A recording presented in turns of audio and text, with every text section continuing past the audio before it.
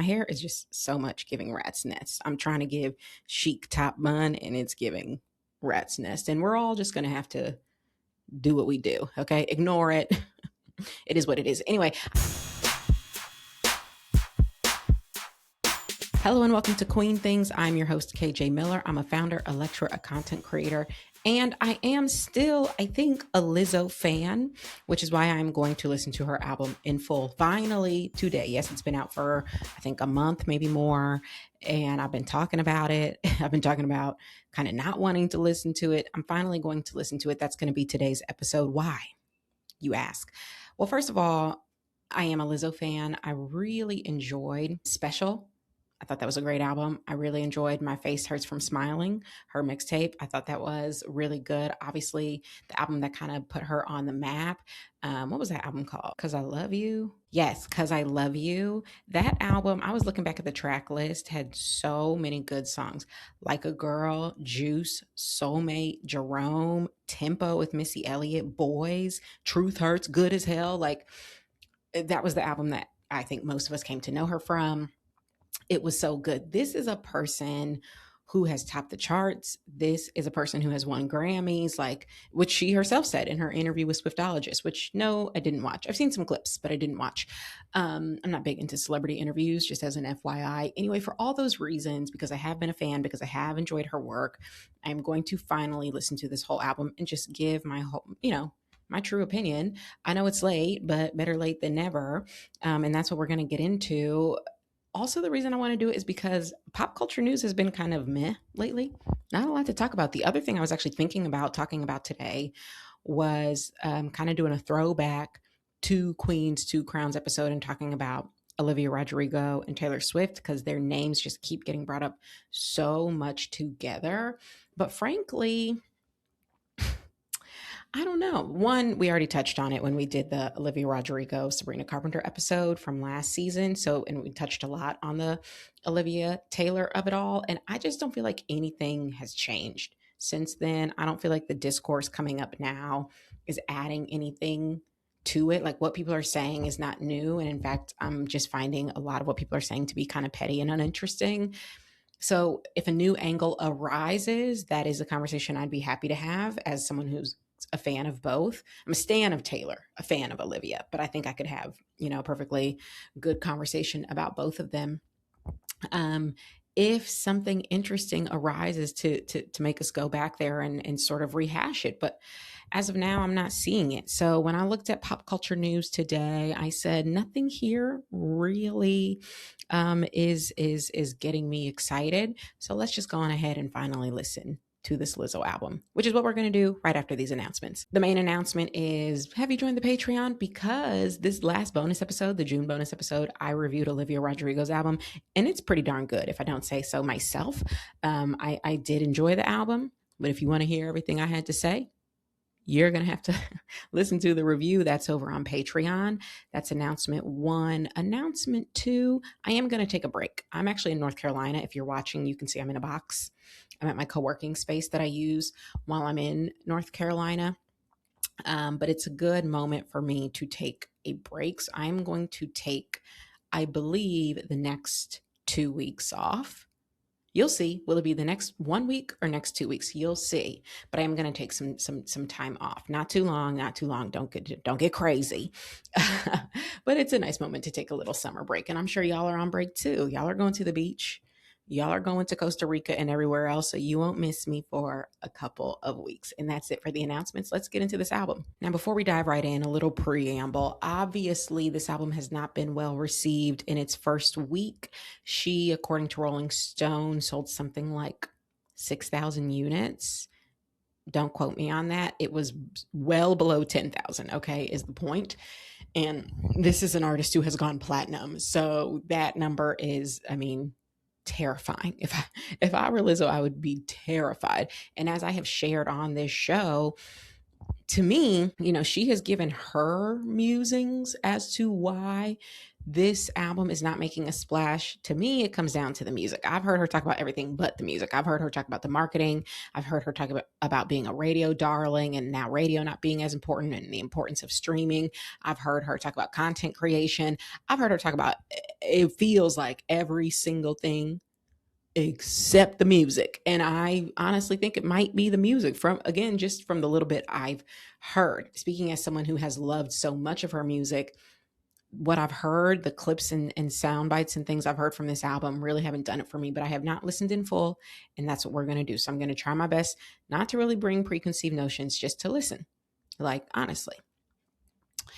And with that, let's get to the first song, which is called A Toast. Real quick, if you are going to watch this on YouTube, YouTube is not going to let us put all these clips in. So if you're listening, we'll be able to play the like 10-second clip of each song. If you're watching on YouTube, you're going to have to press play on your own if you want the audio of hearing the Lizzo snippet before you hear what I think about it. Okay. And I'm sorry, but that just is what it is. Okay. Now, I said I was going to try and come into this with no preconceived notions. My hair is just so much giving rat's nest. I'm trying to give chic top bun and it's giving rat's nest. And we're all just going to have to do what we do. Okay. Ignore it. It is what it is. Anyway, I said I was going to try and come into this without preconceived notions. For that song in particular, it's hard because it has been making its rounds on TikTok with people basically being like, now Lizzo, what is this? But I will tell you, so when it started, I was like, oh no, am I like going to already dislike it just because I've heard from so many people how much they dislike it? I got to tell you, the answer is no. I actually didn't dislike that. To me, it felt comedic. It very much, like, it's obviously supposed to be a funny intro. I'm looking at these lyrics. In the second verse, she says, I hope you find yourself and that you get what you deserve. Bitches tap dancing on my last nerves. Ooh, but I digress. Just another test, just a day in the life of an aspirational bad bitch, obviously. And then that coupled with, and this is the thing I think on TikTok people are making fun of, that coupled with the like extremely melodramatic sound. I mean, it opens with like the full orchestra, but then underneath her, the piano is mimicking every single note she sings. It is giving like Disney villain. That's kind of the sound. So that coupled with lyrics like bitches are tap dancing on my last nerve, this is obviously supposed to be comedic. So the people making fun of it on TikTok, like, oh girl, what are you doing? I'm sort of like, no, what are y'all doing? Like, this is supposed to be a funny intro. It's not supposed to be a serious song. And Lizzo has been known to make like funny, silly music. I mean, one of her biggest songs, the hook is, I just took a DNA test. Turns out I'm 100% that bitch.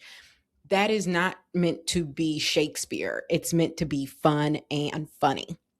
And it is both of those things. And I don't know. This song to me is both of those things. I'm like a little bit annoyed at all the people trying to play her when it's like, no, she's in on the joke. When it comes to this song in particular, she's in on the joke. I'm not talking about the whole album. I'm talking about this intro is very clearly meant to be a funny little intro where she is saying, oh, you bitches who have wished me harm, I hope you get what you deserve. Like, here's a toast to you bitches.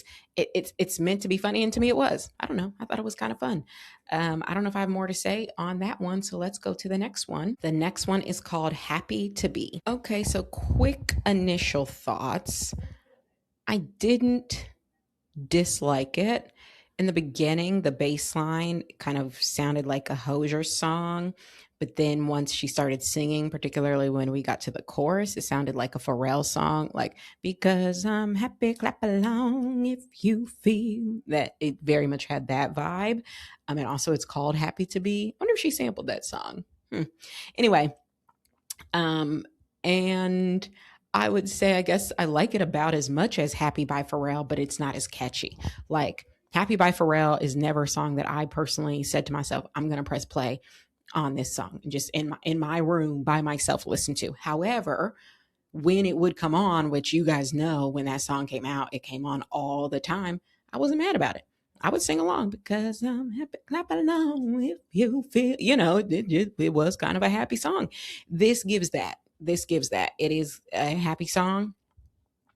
And I think I like it about as much as Pharrell's. The problem is because Pharrell has already done it, I don't think it's going to land for anyone as super special or super exciting or super interesting. It's going to feel kind of like an also ran. That's where it's landing for me. The lyrics also feel fairly generic. Let's look at the lyrics. The chorus is when I look at you, baby, I get overjoyed. I feel it inside deep. Finally, I'm happy to be because I've got love with you, baby. I figured out why I'm smiling. Nothing can stop me. Finally, I'm happy to be. Okay, so this is a song about being happy to be with somebody. And that's good and that's great. We all love to be in love. Nothing particularly inspired here. It truly doesn't feel deep at all. Again, using that melodic sequence that sounds a lot like, an unserious Pharrell song. I think she has to know it's not going to land as deep. And that's okay. Again, it just sort of sits in this place of if I hear it, I won't be mad I'm hearing it. It's got a little bop to it. I'll snap along, maybe even sing along if I were to hear it enough times, but I'm never going to think to myself, I really want to hear this song. And I hope that's not where all of the songs are landing, because that is really tough to make people care. It's like, oh, everything just sounds fine. There's too much content out there. You guys know I now spend all my free time listening to audiobooks. So I'm going to pause a good audiobook and press play on your album. It certainly is not going to be because it's just like, do to do. It's got to be because this song is going to either get me through something or make me feel something in a big way. And I don't just mean every song has to be like dramatic. I'm just saying, like, even if it's just an upbeat feel good song, it's got to be really upbeat and really make me feel good. I think, who I think about when I think about a really feel good upbeat song? I think about what's her name? Feel the rain on your skin. No one else can feel it for you. Natasha Bedingfield, I want to say. That right there was a good ass song. Find me somebody who doesn't light the fuck up when they hear that song. It's not a particularly deep song, but it grabs you by the collar and just shakes you and says, you're going to listen and you're going to feel the rain on your skin, bitch. So to me, it's not that it has to be so dramatic or sad or melancholy in order for it to be important enough to press play on. It's got to make you feel something. That song did not really make me feel much of anything, Let's keep going. The next song is called Don't Make Me Love You. Oh boy. Okay, let me just say right off the bat with that one. When I pressed play, I didn't know I was watching the music video, and it really caught me off guard. If you haven't seen the video, it opens up with her, like, there are streams of water coming out of her eyes in a way that is very disturbing to me. I don't know if I just have an eye thing. Anything being in someone's eye just feels very disturbing to me. And I did not like that. And so immediately I felt like, kind of took me out of the moment. So then I started trying to listen while closing my eyes and like ignoring the video. But then I was like, but it feels like she put a lot in this video and it means something to her. So I was like, okay, maybe I should keep watching it. All that to say, I did not like the video. Okay. It made me feel not good. She's singing to herself. There's like a model of herself. She's singing to herself and yelling at herself. She's giving a lap dance to herself. She's twerking on herself. And I appreciate an artist's vision. Okay. And she was doing something artistic. For sure she was. It didn't land for me. I felt disturbed. I felt like, why are you twerking on yourself? Why are you yelling at yourself? What's happening here? And does any of it have to do with the song? Is this a song about yourself? Because it didn't sound that way to me based on the lyrics. Let's look at the lyrics. I'll also just say, melody wise, the bass line kind of felt like the bass line of Living on a Prayer. It definitely had that away, away, dim, dim, away, away, away, dim, dim, away. And the reason I use those exact syllables is because we sang that song in my college a cappella group, and that is what the bassist sang to bring us in. Away, away, dim, dim, and then Tommy works and done it one day. I don't know the words. None of this is the point. The point is, that's what the bass line of the song sounded like. And then melodically, it also was kind of giving 80s, 80s rock in a way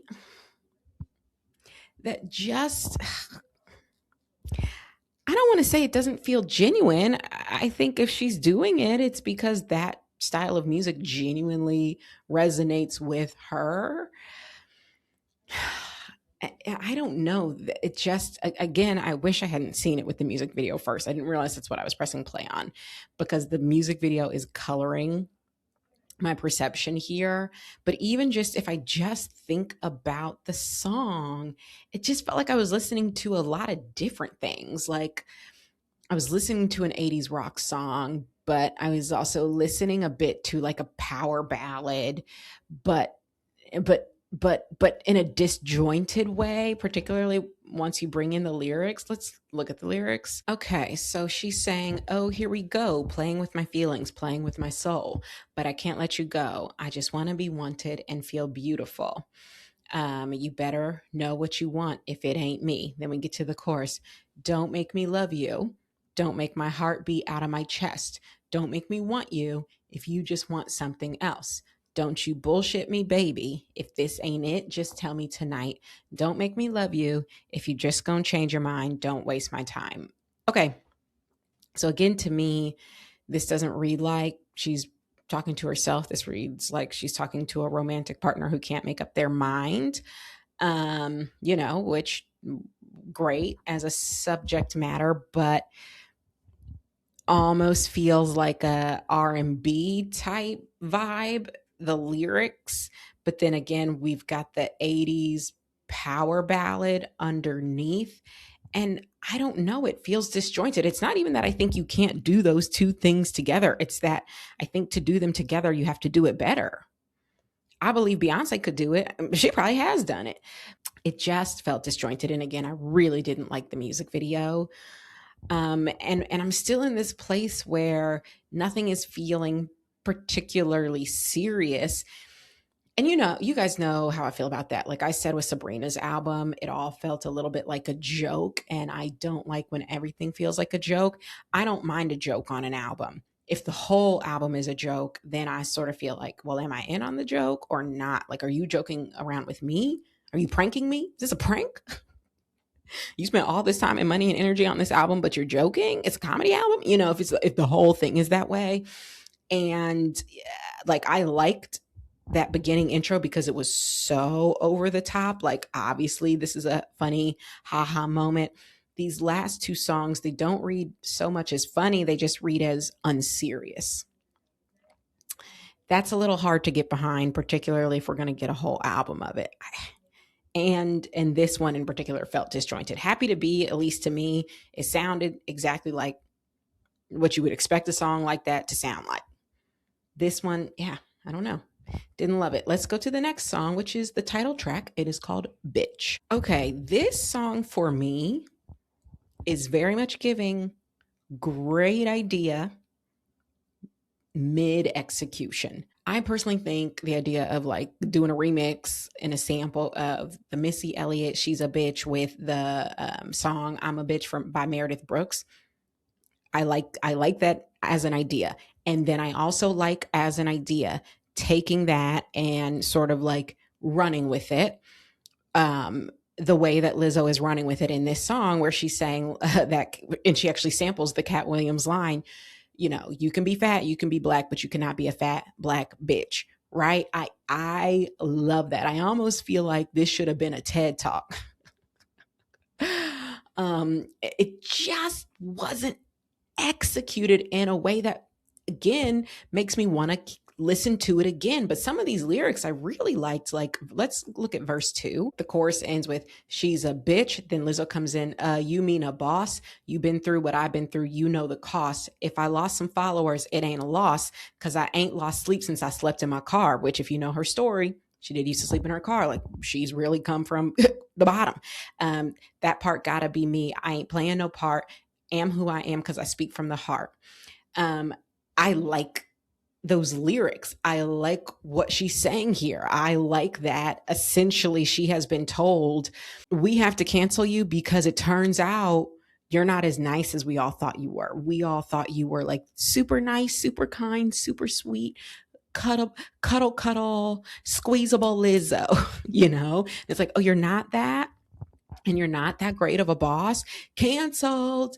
And I've spoken about my opinion on the lawsuit and all that. For me, it was not a cancelable offense. She sounded like a bad boss. She did not sound like a terrible, person. Bad bosses abound. So for me, I didn't cancel Lizzo over that. And I can understand her perspective and what she's sharing in this song being like, yeah, so y'all found out that I'm not as cuddly and warm as you thought I was. And that was enough for you to want to completely, upend my entire career. I like the message of that.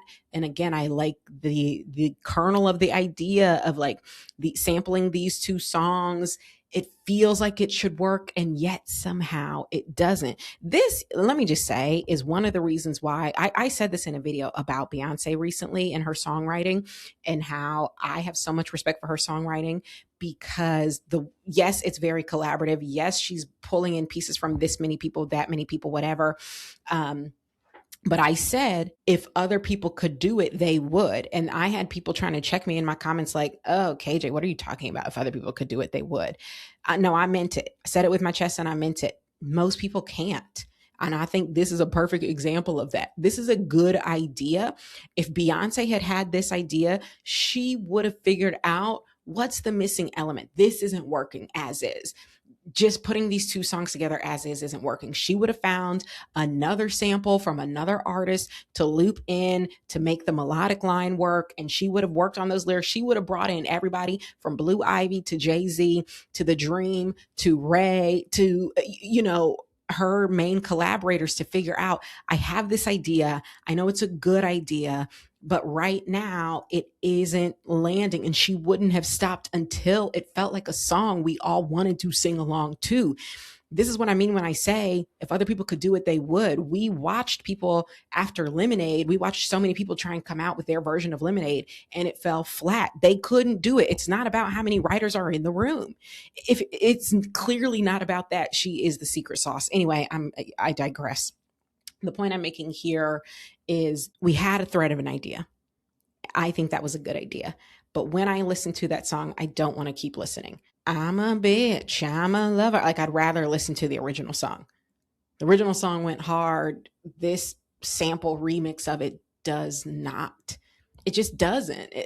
Truly, the original is better. Both originals, the Missy version and the Meredith Brooks, like, they're both better than this. And when you are sampling, you should make something. You should be using those samples to improve upon. And we just aren't doing that here, which I'm sad to say, because again, some of the lyrics and like the general thought behind it, I do vibe with. Okay, track 5 is She Stole My Man. I do believe I've heard this. I think my husband played it for me in the car.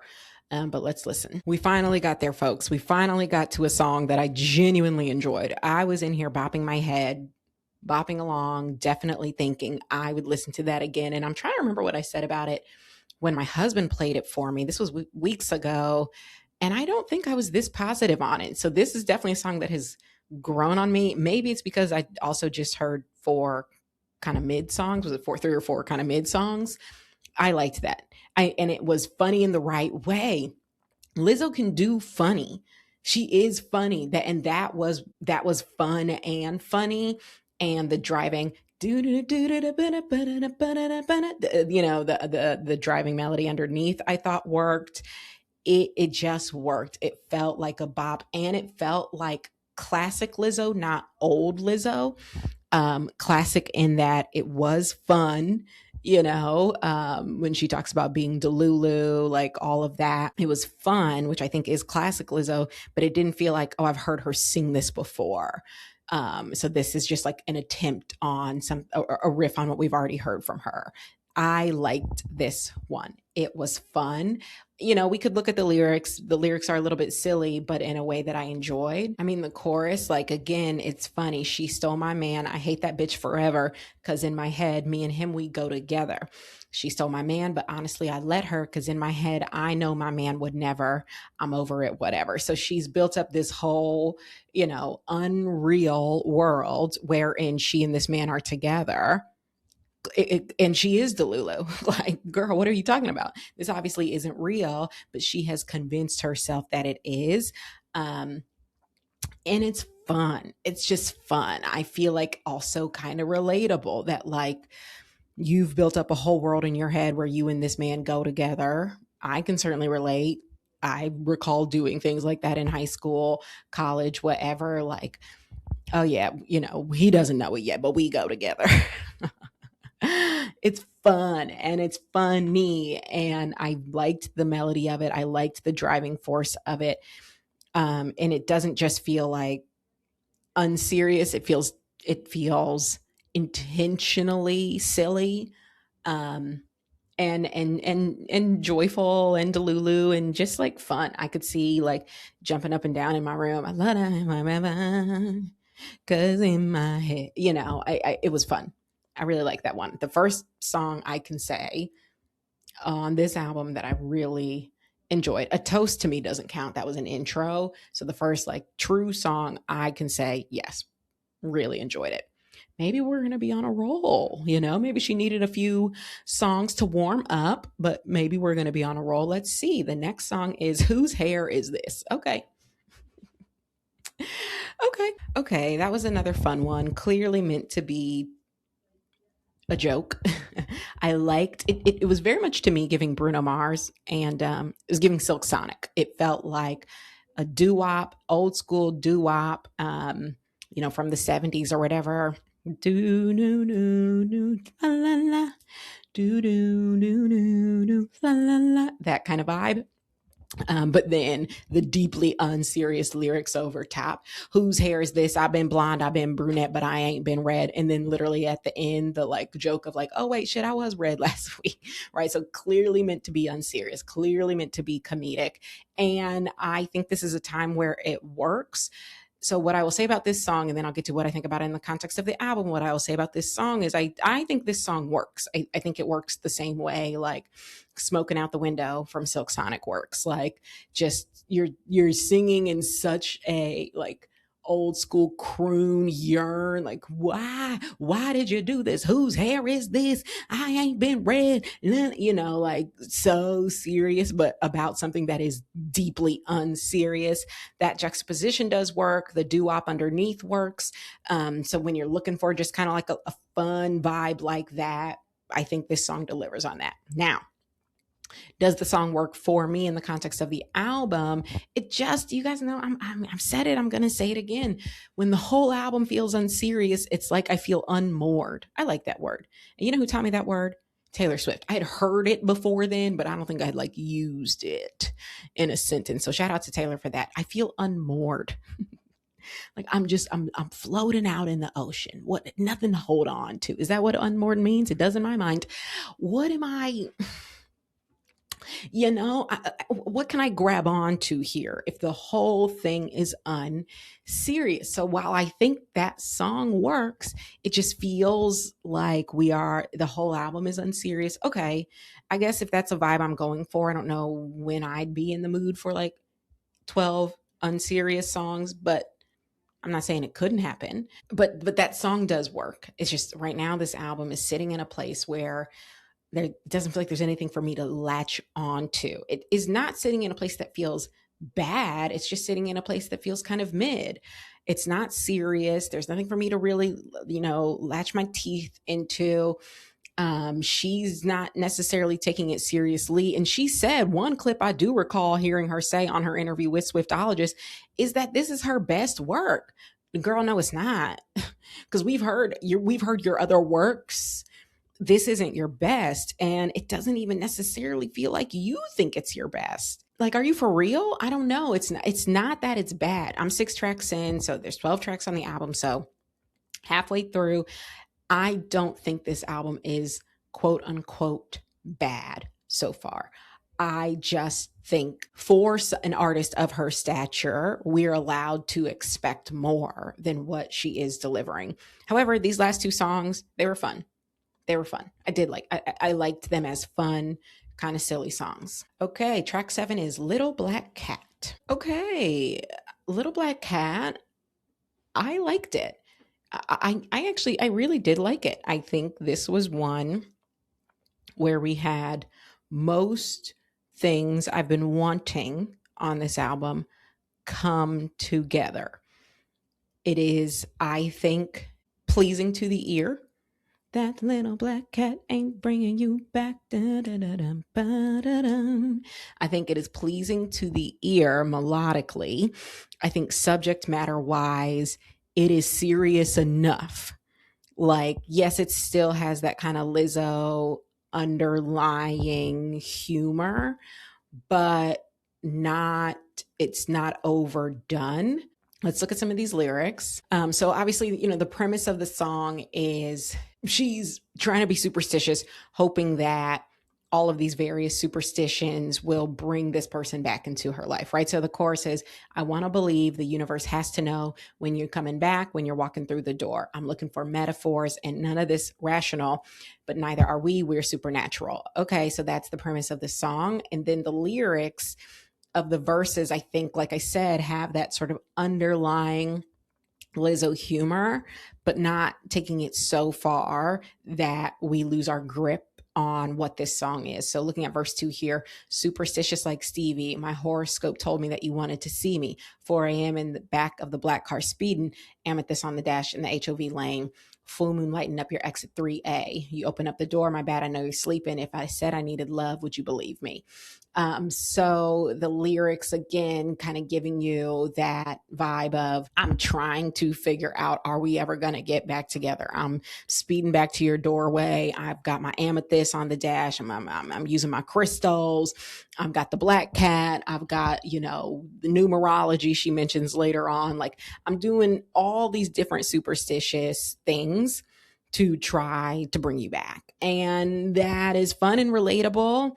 But I think executed well in a melodic way that is interesting to me. So this track, I think, works. So, we have 3 tracks back to back to back that I think do work. I think She Stole My Man, Whose Hair Is This, and Little Black Cat all work. The with the first two, She Stole My Man and Whose Hair Is This, being obviously deeply unserious, but still very fun. And I think well executed for the deeply unserious songs that they are. And then Little Black Cat, I think, works on all levels because it's not that it's like just a joke. And I like the melody of it. I could see myself wanting to listen again. So, tough beginning, good middle is where we are so far. Let's listen to Sexy Ladies featuring UCB. Sexy Ladies. What do I want to say about that song? This is one of the ones that I did hear clips of that she was playing on her socials, that I thought, okay. And that's still how I feel. I don't think it's bad. I don't think it's great. I think it's fine. It feels like we've taken the plane back to midland. It's fine. It is not particularly memorable. I guess the hook is a little bit catchy. The sexy ladies. It's a little bit catchy. I could see it getting stuck in my head. But this is a song that to me is landing more in old Lizzo, not classic Lizzo. We're trying to capture the magic of like Truth Hurts, of Good as Hell. We're not getting there. It feels like we're trying to capture that Lizzo magic of feel good song about us all being bad bitches. But it's not as catchy. It's not as much of a bop. It is just okay. It is just okay. I wish I had something more profound to say about it, but I don't. I really don't. I don't think it's bad. I just don't think it's great. And it is feeling like now that we're 8 tracks in, maybe that is sort of where this whole album is landing. Not bad, but not great. And when you're listening to an album, you want it to be great. You do. Um and I don't have a lot to say about that song other than I don't particularly want to listen to it again. Okay, this next one is called That Girl. Oh boy. Oh boy. That song. Oh boy. When it started, I thought we were on to something. She was doing her kind of pseudo rapping. Clearly, we were talking about, we were getting into it. Let's see. She starts off with AM to the PM. I get fly guys, 6'9", all fine. Offer me per diem for my thick thighs, trying to get baptized. Everything is bigger out of Houston, Texas, but they call me fun size, saying that this body ain't the body yaddy. I'm like, okay, all right. So we were going places. Like I'm kind of getting into it. I'm like, all right, this is Lizzo talking her shit. Then we get to the chorus. I know you want my body, sung to the tune of Don't You Want Me, Baby? And it immediately took me out of it. I thought we were going somewhere like almost like, talking her big shit. But then to get to Don't You Want Me, Baby, which feels very like Geico commercial, took me out of it immediately. Immediately. I really thought we were going places, Lizzo. Ooh, that chorus ruins it for me. And then to come to the end of the song and you bring back the Cat Williams interlude of you can be fat, you can be black, but you can't be a fat black bitch. Okay, but you already told us that. So for then you to do the outro of I thank God for this big black beautiful silhouette, shake and make an impact, click clack, but you won't forget, gotta represent big girl at the Met, trying to break my confidence, ain't even make a dent. Okay, so now it feels almost preachy somehow. Like we know this about you. We know you're confident. We know you don't give a fuck what people say about your body.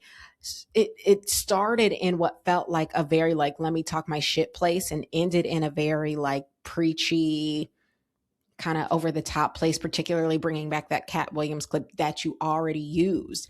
Maybe had I not heard it before now, maybe I'd be like, oh yeah, keep talking your shit. But like now, and also the whole point of what he says, because you gave us the longer version of it where he starts by saying, they came after Lizzo and she's unproblematic. So now it reads as you trying to defend yourself and almost like you against the world. But I thought when we opened the song, it was look at me. I get 6'9" guys like fly as hell, like because I am all that. I am her. That's where we started and it's not where we ended. And then you have that corny ass chorus just all over the place. Why? It really started in a way and in a place that I thought I was going to love, kind of give me more of what we got on My Face Hurts from Smiling, which was just you talking your shit for, the whole album. That's what I thought we were getting. And it wasn't that. It just kind of fell into this woe is me place. Ugh, God. Lizzo, get up. Lizzo. I thought we had moved past this. I thought we were past this. Okay. This is starting to feel like a slog, girl. We got 3 more songs. The next one is called Too Nice. Okay, that was short. What do I want to say about Too Nice? It was okay. The melody of it I thought was fine and even a little bit enjoyable. The subject matter, the premise is she's too nice. She spends all this money on people who aren't loyal to her. When she goes out with y'all, she pays the bill, but then y'all aren't there for her. She came up and you abandoned her. Her come up changed you more than it changed her. We've heard tales of this before from celebrities, so makes sense. I believe it would change the people around you if you come up, like really have it come up like Lizzo did, went from sleeping in your car to being, very wealthy. And winning Grammys. I believe that would change the people around you. So I believe the premise of the song and I understand the premise of the song. Coming off the heels of the last one where you ended with sort of that preachy moment. Does it read a little whiny? A little. Like, you're rich.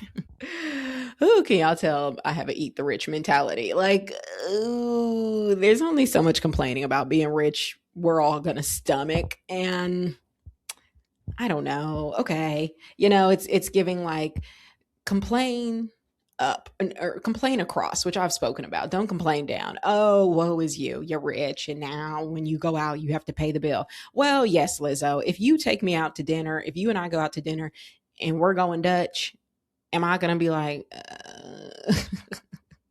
because one of us has millions of dollars and that one isn't me. So yeah, maybe I'm going to expect you to pull out the wallet. But, and I get that that's annoying. I get that that's annoying. And I get that it's annoying if people aren't like sticking up for you in your moment of need. All of it makes sense. Does it read as a little whiny? Yes, it does. The song also was over quickly. So it's like, was it a song? Was it an interlude? I don't know. It was one of the two. It's a minute and 51 seconds. So I guess we'll call it a full song, kind of, sort of, barely. It was fine. It was fine. We're back to just fine. We had those three songs of like, I'm into it.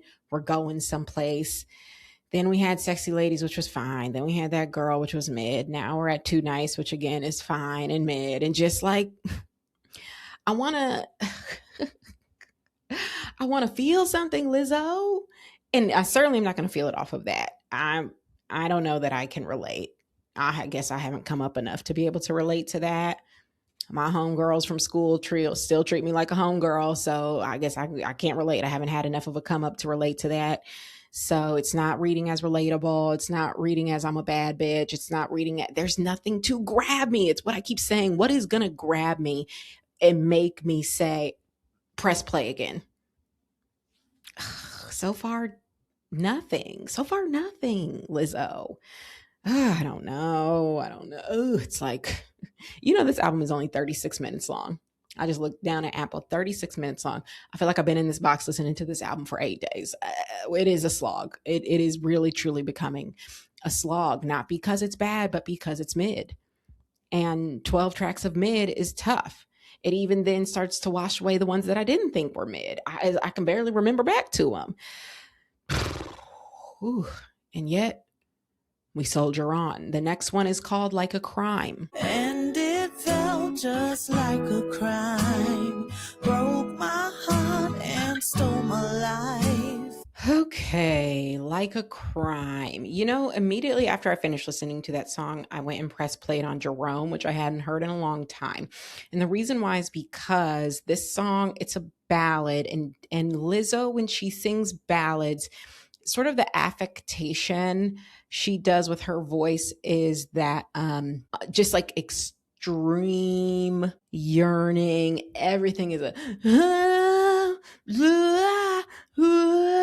everything lives in that.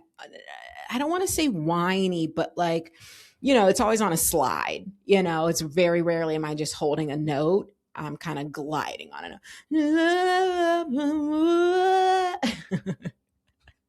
Wah, wah, wah, sort of thing. And it is grating on me in this moment. So that's why I went and listened to Jerome, because I was like, I think this has always sort of been her thing. So what was different then? It didn't grate on me in Jerome. In fact, I quite like Jerome.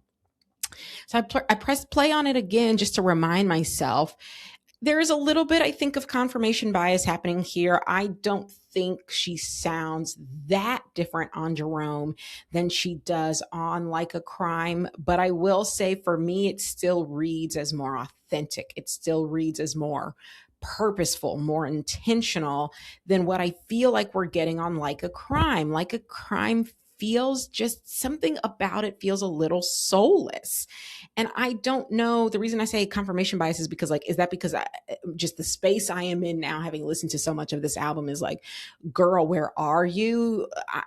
I'm not getting anything from this. And maybe because of that, I am now projecting a little bit of that soullessness onto this, because it isn't so materially different. But I encourage you go press play on Jerome and tell me, am I tripping? Does Jerome sound more soulful and more authentic and more genuine? Because to me it does. And something about this is living in a place, it's sounding where it's sounding like an affectation. It's not sounding like this is someone singing this truthfully. And then also, like, what is it about? The lyrics originally, as I was listening, sounded like she was maybe speaking to those girls who sued her. But then some of the lyrics made it sound like she was speaking more like a romantic relationship. So first of all, she opens saying, "Me and my period fighting to the death." Like, is she talking about her actual menstrual cycle? I assume that's not what the whole song is about. Anyway, she continues, "She might win if I don't take another breath. I haven't felt like a normal person yet. How could I forget what you did to me? So strange and publicly, you are my everything. Are you fucking kidding me?" Those are the lyrics that to me made it seem like she was referring to the women who sued her. She continues, "And it felt just like a crime, broke my heart and stole my life. Now you can't apologize, but I'm not surprised. You don't even cross my mind, but I cross yours all the time. One day you're going to pay the fine like a crime." Again, all of that to me sounds like we're speaking about the people who she feels wronged her, which are the people who brought that lawsuit against her. But then she says, "Let's put it out there for everyone to see. How about you tell him my name is on your lease? I'm just doing the same thing you did to me. I guess I people please too much." So, who is she talking to? Because now it sort of sounds like she's talking to a friend who betrayed her. I don't know. It's not giving enough specificity, and again, the vocal stylization feels so like, can we ever just sing it as opposed to stylizing it? Can we ever just sing it? I know that that isn't necessarily her thing, but all of it's contributing to it living in a place that feels like I can't hold on to it. Nothing for me to latch on to. Is it serious? Is it not serious? Is it genuine? Is it not genuine? Do you care? Do you not care? I don't know. I'm not able to read it. It's so confusing because I just don't feel like this was Lizzo of yore. I felt like Lizzo had a point of view. I know everyone's saying now, like, "Oh no, Lizzo never was. She always just made Target music." Okay, like grocery store music. Okay, if that's how y'all felt, that's not how I felt. I felt like she had a point of view, particularly as a fat Black woman. We don't get very many of them in the entertainment industry who are, catapulted to the success she had. I feel like she had a real point of view. And yes, it was fun and it was unserious, but it was also positive. It was about loving yourself. It felt authentic. It felt new. I got real things from Lizzo of yore. And right now, what am I getting? What am I getting? What is her point? And with that said, we have finally made it to the final track. Good morning. Let's see. Lizzo, get up. I can't believe that's how we ended this album. That song was the epitome of what people have been saying about you. The like Target music. Talk about soulless. I thought Like a Crime was soulless. No, no, no. That was nothing in comparison to this song. What in the hell was that song? When she started, and I'm going to put it in air quotes, rapping, and it was that Dr. Seuss ass rhyme. Oh my God. I would try and recreate it for you. It was very much giving one fish, two fish, red fish, blue fish. Lizzo, what are we doing? Like literally, and the way it was delivered also was very much giving Dr. Seuss. I didn't want to end up in this place. I didn't want to end in a place where I was being ultra negative because I feel like everyone has just been taking the battering ram to Lizzo and this album. And I was not interested in that, which is why, and I feel like throughout this process, I've been generally somewhat positive. Like I keep saying not bad, just mid. But it turns out if you get me all the way to the end of an album that is mid and then end with an objectively bad song, the top's going to come off.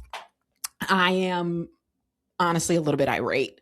It was just nothing burger after nothing burger of a song, nothing to hold on to, nothing to latch on to, nothing memorable.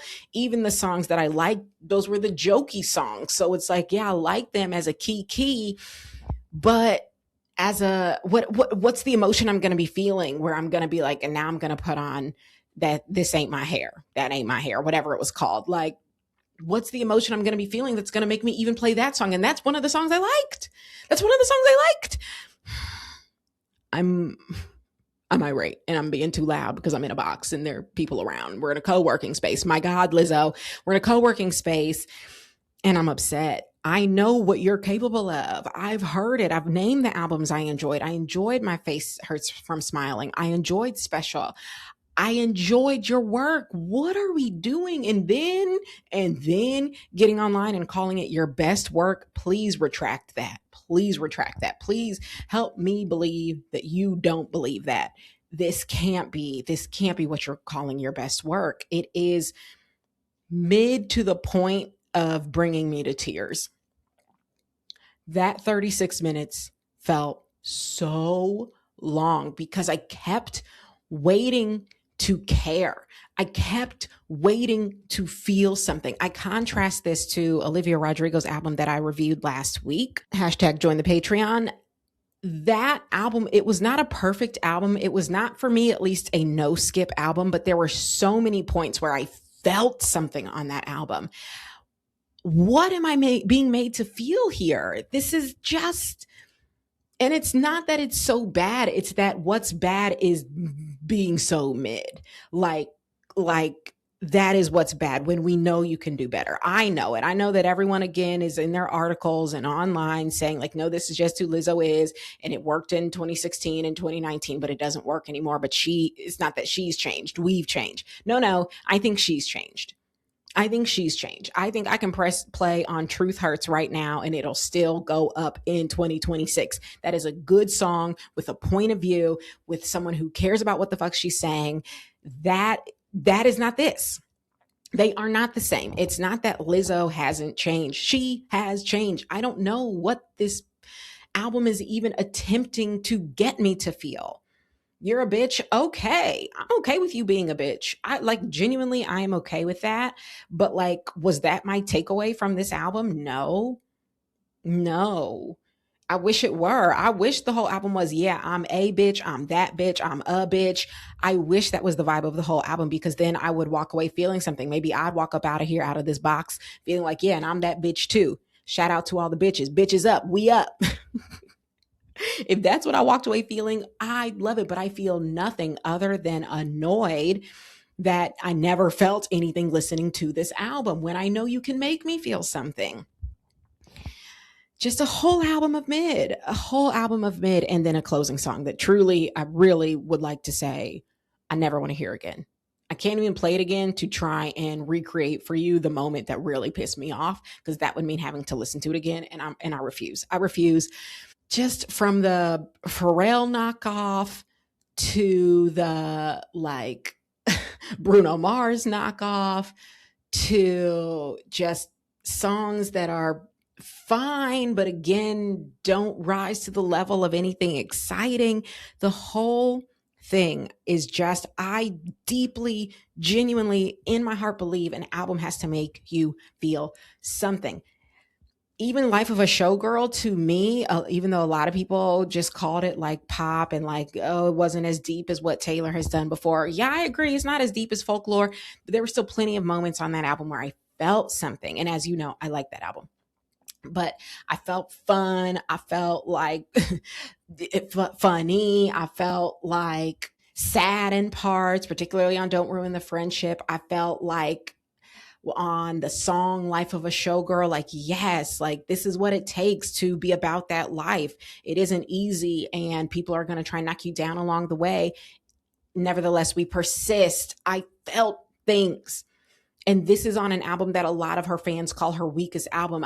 For me, I wouldn't call it a weak album, but also I felt things.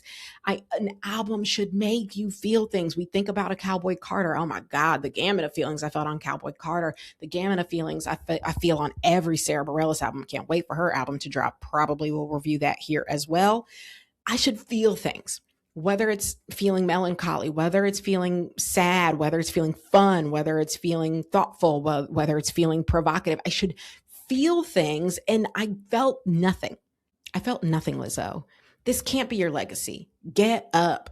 Give us something else. Get immediately back to the studio and do something else. Let's call this one a wash.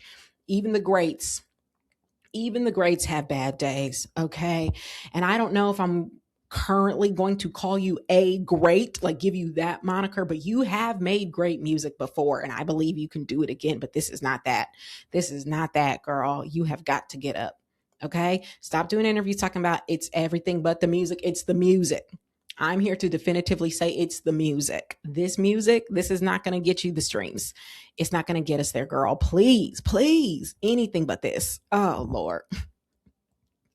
This isn't where I wanted to go. I really was hoping I'd listen and get to a place where I'm like, oh, everybody was being too hard on this album. And I just don't know that I can say that.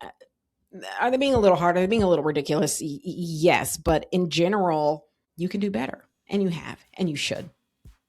And that's where I got to leave it, folks. I hope you enjoyed this review. I hope at least listening to the review made you feel something, even if the album did not. Because if you're anything like me, it did not. Hopefully the review did, and I'll see you next time.